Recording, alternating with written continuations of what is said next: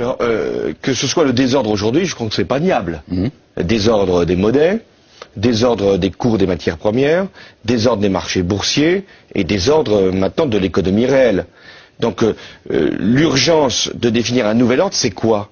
C'est pas un ordre au sens militaire international, c'est un ordre au sens monétaire d'abord. Cette crise marquera sans doute pour l'histoire le commencement véritable du XXIe siècle. Le moment où tout le monde aura compris qu'il était temps de changer, temps de donner un nouveau visage à la mondialisation, temps de construire un nouvel ordre mondial. Alors jamais la nécessité d'un nouvel ordre international n'a paru aussi nécessaire. Des sourires et des poignées de main qui en disent long. Hier soir à Londres, les dirigeants du G20 estiment avoir trouvé un accord historique.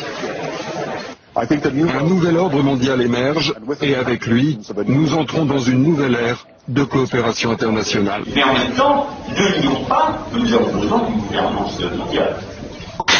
Si on n'a pas aujourd'hui un gouvernement mondial, on ne peut pas parler sérieusement de démocratie. Or, nous n'avons pas. Donc elle a trouvé ses limites, la démocratie. Elle ne trouvera son accomplissement que lorsqu'elle sera une structure avec un gouvernement mondial, des gouvernements régionaux et des gouvernements locaux. Dans très très longtemps, on ne le verra pas. Je n'en sais rien, mais le gouvernement mondial, il est là. Simplement, pour ce qui concerne la gouvernance mondiale, ce sera du moyen terme, c'est-à-dire 4 à 5 ans. S'il y avait une chose que je voudrais voir apparaître en 2025, c'est la chose politiquement la plus incorrecte à dire, c'est un gouvernement mondial. Aux États-Unis, à l'Europe, à l'ensemble des pays de la planète, de se doter d'une gouvernance mondiale dont nous voyons aujourd'hui qu'elle est essentielle pour résoudre les grands problèmes d'environnement, et Barack Obama est engagé sur ces questions d'environnement, il veut signer le protocole de Kyoto, eh bien nous avons besoin de cette gouvernance mondiale. European tour. The Democratic presidential hopeful laid out his vision for America's place in a new world order. La forza vivificante della sua luce ti incoraggia ad impegnarti nell'edificazione di un nuovo ordine mondiale fondato su giusti rapporti etici ed economici.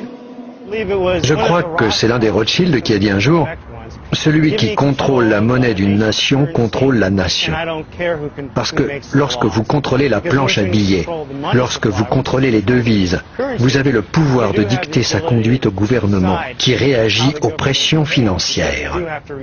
So the ultimate goal that these people have in mind is the goal to create a one world government run by the banking industry, run by the bankers.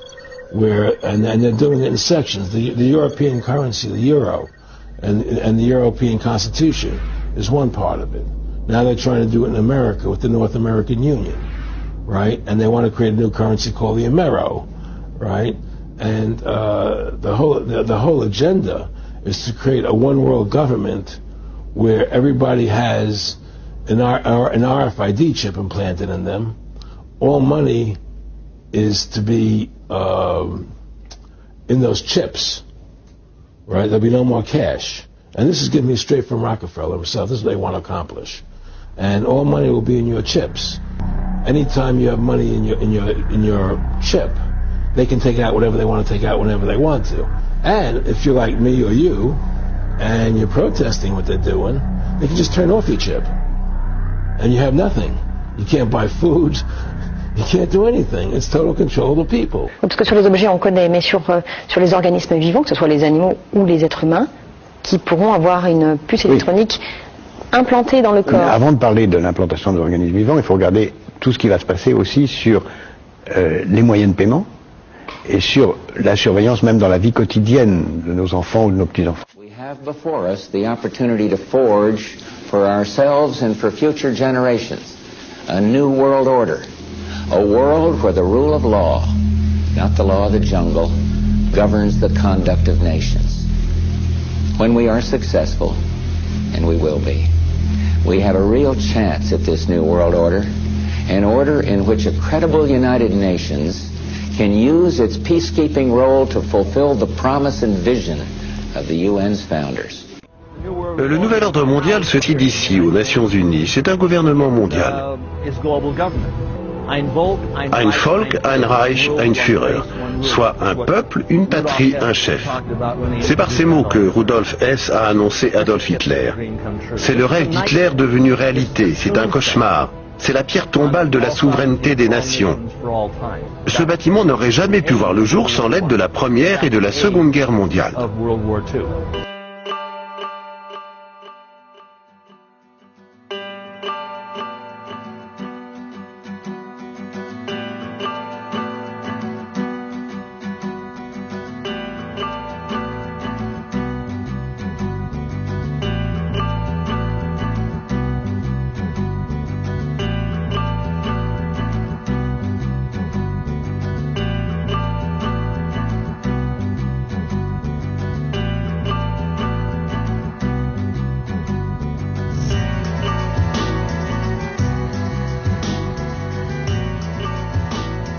Le grand pari du XXIe siècle, c'est l'invention, comme vous venez de le dire, d'une gouvernance mondiale. Elle prend aujourd'hui l'embryon, prend aujourd'hui la forme du G20, et au cœur de cette nouvelle gouvernance mondiale, il y a le nouveau FMI. Et si je vous ai bien entendu, c'est la gauche, ou en tout cas les idées de gauche, qui font bouger le monde et qui peuvent faire avancer vers une gouvernance mondiale? C'est ma conviction, mais si je devais aller jusqu'au bout de ma conviction, je dirais que c'est comme ça depuis très longtemps.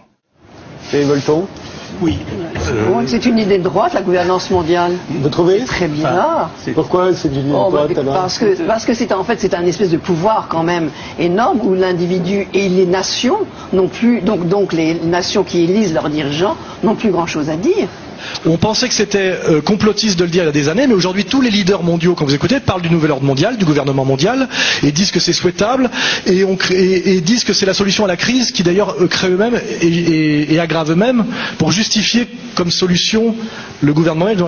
Quand un homme politique ose dire à haute voix ce qu'avant il disait de façon cachée, c'est qu'il pense que c'est pratiquement gagné, vous voyez.